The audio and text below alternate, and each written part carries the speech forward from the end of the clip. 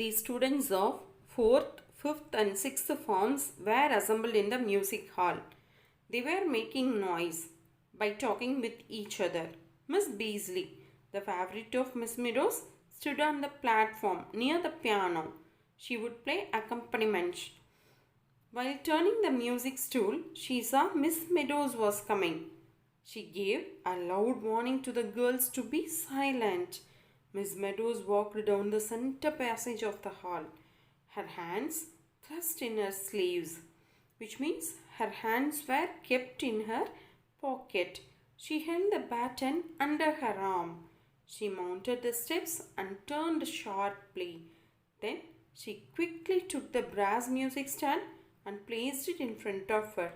She gave two sharp signals with her baton to indicate for a silence. She told the girls to be silent. It seemed that the girls had worn a sea of colored flannel blouses, which means blue colored dresses. They were with swaying pink faces and hands. They are with the pinkish faces and hands. They had worn decorative butterfly style bows in their hair. Bows is nothing but the clips girls used to have. The music books were scattered widely. She knew what the girls were thinking. Maddie was in a fit of anger. She admitted that they could think whatever way they liked to think about her. Her eyelids trembled.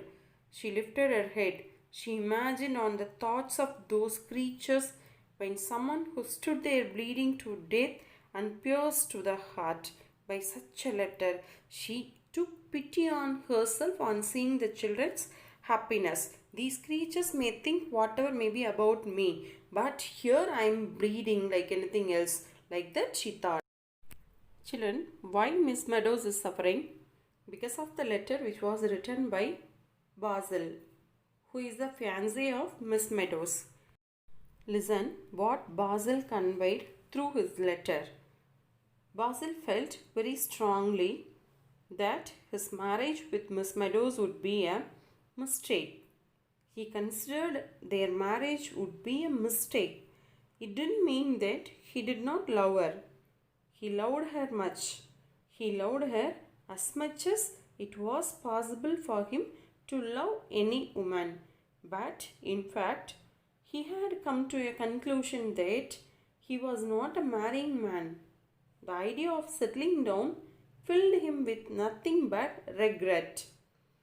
It was clearly seen that the word disgust was scratched out lightly and the word regret was written over the top. At first he has written disgust.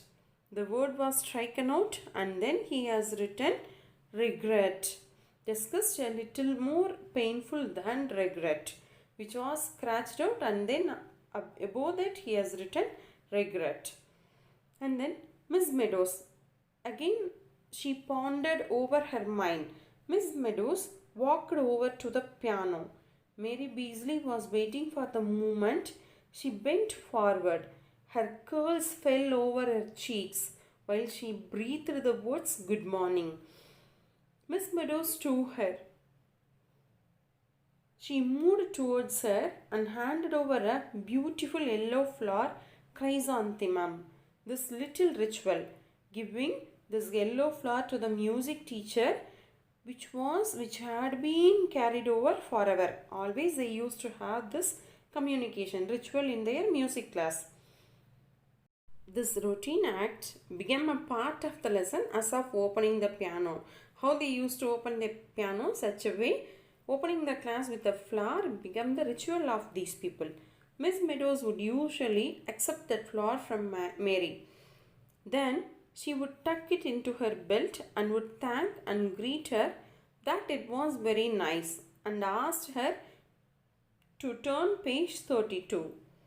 But on that day, to Mary's horror, she totally ignored the flower given by Mary and made no reply to her greeting. But instead of that, she told her to turn page 14 and mark the accents.